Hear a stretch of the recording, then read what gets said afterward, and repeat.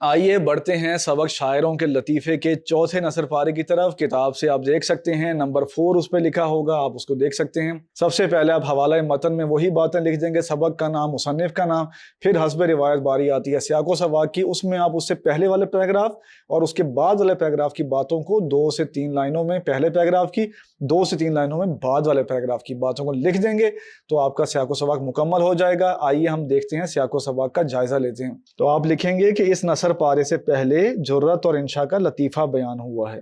جرت نے ایک مصرع کہا جس پر گرہ لگاتے ہوئے انشاء نے ایک مزاحیہ مصرع کہا جس پر جرت لاٹھی لے کر ان کو مارنے دوڑے۔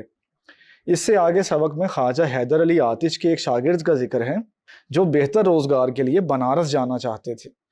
آتش نے ان سے کہا کہ جاتے ہو تو وہاں کے خدا کو ہمارا سلام دینا۔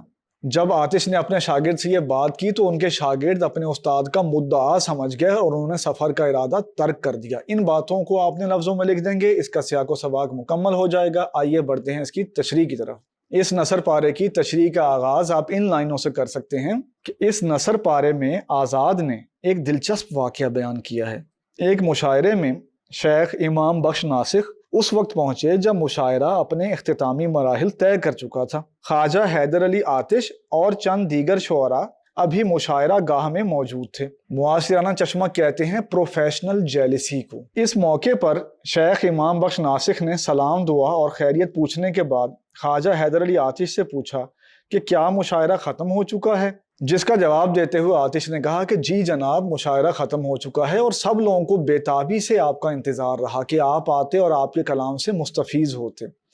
یہ سننا تھا کہ شیخ امام بخش ناسخ نے ایک شعر پڑھا جس کا مفہوم یہ تھا کہ جو خاص لوگ ہیں وہ عام لوگوں کی محفل میں نہیں رہتے، وہ عام لوگوں کے ساتھ شمار نہیں کیے جاتے۔ اور تشبیہاً انہوں نے آگے کہا کہ جیسے امام یعنی وہ دانہ جسے پیش دانہ کہتے ہیں کہ جو تسبیح کا بڑا دانہ ہوتا ہے وہ گنتی میں نہیں آتا، تو انہوں نے کہا کہ جیسے امام جو ہے وہ تسبیح کرتے ہوئے اس کو نہیں گنا جاتا، ایسے جو خاص لوگ ہوتے ہیں وہ عام لوگوں کی گنتی میں نہیں آتے، کیونکہ ان کا نام بھی امام تھا، شیخ امام بخش ناسخ، اور وہ لفظ بھی اس رعایت سے استعمال کیا، تسبیح کا جو لفظ ہے امام، تو اس پہ لوگوں نے بے پناہ داد دی۔ ان باتوں کو آپ اپنے لفظوں میں لکھ دیں گے تو اس نثر پارے کی تشریح مکمل ہو جائے گی۔